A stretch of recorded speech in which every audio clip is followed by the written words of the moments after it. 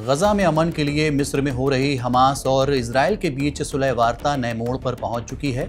शर्म अल शेख की वार्ता में हर कदम, हर बातचीत सुलह को बचाने और बंधकों को लौटाने की कोशिश है। लेकिन हमास की नई मांगें इस सौदे के रास्ते में रुकावट बन सकती हैं। क्या इजराइल और मध्यस्थ देशों की कूटनीति इन कठिन सवालों का हल निकाल पाएगी? क्या है पूरी खबर, आपको बताएंगे। नमस्कार, मैं हूं आसिफ इकबाल और आप देख रहे हैं वन इंडिया।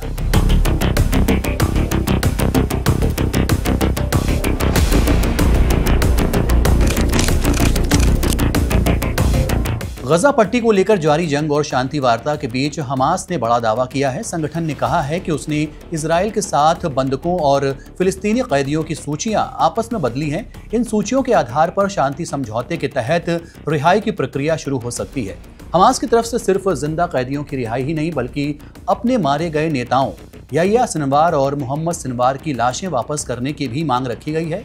याह्या सिनवार को 7 अक्टूबर के हमले का जिम्मेदार माना जाता है। उन्हें अक्टूबर 2024 में इजरायली कमांडोज ने मार दिया था। इसके बाद उनके भाई मोहम्मद सिनवार ने कमान संभाली, लेकिन वो भी इस साल मई में मारे गए। इजराइल पहले भी इस तरह की मांग को ठुकरा चुका है। हिब्रू मीडिया रिपोर्ट्स बताती है कि सिनवार भाइयों के शवों की वापसी का मुद्दा इजराइल के लिए सुरक्षा और राजनीतिक दोनों ही स्तरों पर बेहद संवेदनशील है। आपको बता दें कि याह्या सिनवार को 16 अक्टूबर को ट्रेनी कमांडो के एक दस्ते ने मार दिया था।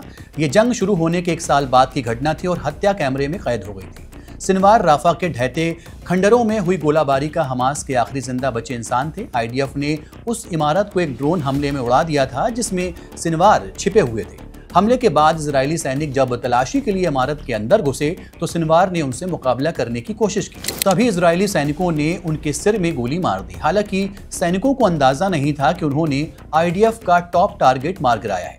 सिनवार की पहचान तब हुई जब उनकी लाश की जांच के लिए इजराइल लाया गया। इसके बाद उनके भाई मोहम्मद सिनवार गजा पट्टी में हमास के नेता बने, जब तक कि इस साल मई में वो भी नहीं मारे गए।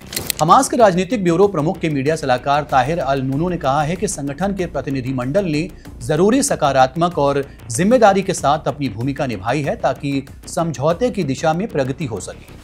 उन्होंने बताया कि मध्यस्थ देश हर रुकावट को दूर करने के लिए कड़ी कोशिश कर रहे हैं और सभी पक्षों के बीच आशावाद की भावना बनी हुई है।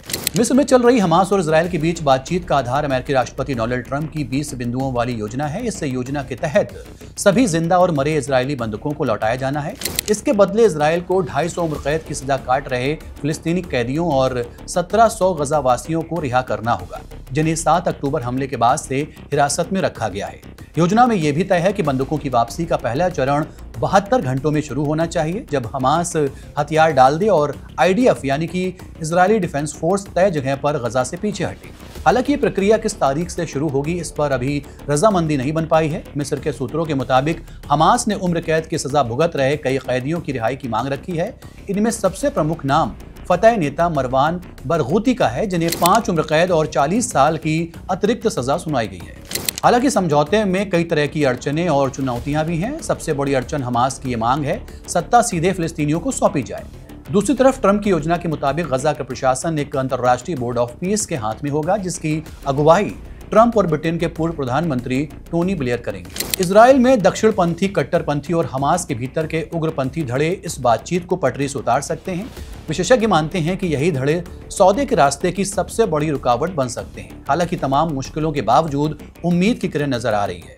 अमेरिकी मीडिया रिपोर्ट्स के मुताबिक ट्रंप ने इजरायली प्रधानमंत्री बेंजामिन नेतन्याहू से कहा है कि इतने नकारात्मक मत बनो, समझौता करो। इससे संकेत मिलता है कि अमेरिका समझौते को लेकर गंभीर दबाव बनाए हुए है। अब देखना यह होगा कि दोनों पक्ष कितनी रियायतें देने को तैयार होते हैं और क्या गजा में लंबे समय से जारी हिंसा को विराम देने वाला कोई ठोस समझौता सामने आता है।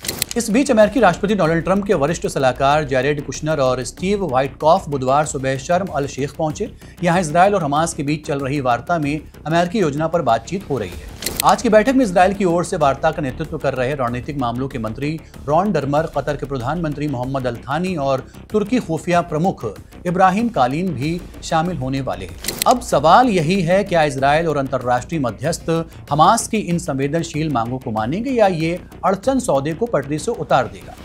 सिनवार भाइयों के शव और उम्रकैद कैदियों की रिहाई, गजा में सत्ता का हस्तांतरण, हर एक कदम इतिहास की दिशा तय कर सकता है। शर्म अल शेख की वार्ता की ये घड़ी केवल कागजों और बैठकों की नहीं, बल्कि लाखों जिंदगियों की उम्मीदों और डर की परीक्षा भी है। फिलहाल के लिए इतना ही। देखते रहिए one India. Subscribe to One India and never miss an update. Download the One India app now.